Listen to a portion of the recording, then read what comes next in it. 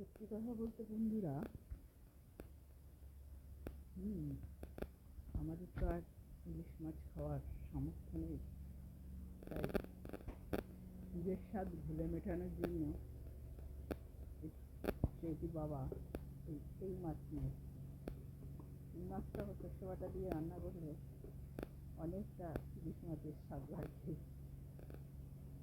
তাই এই মাছটা ইলিশ মাছ দিয়ে হবে। দু পিস রান্না করছি, আমার এক পিস, ওর বাবার এক পিস, সেটির বাবার এক পিস। তো সেরকম ফুটে গেছে।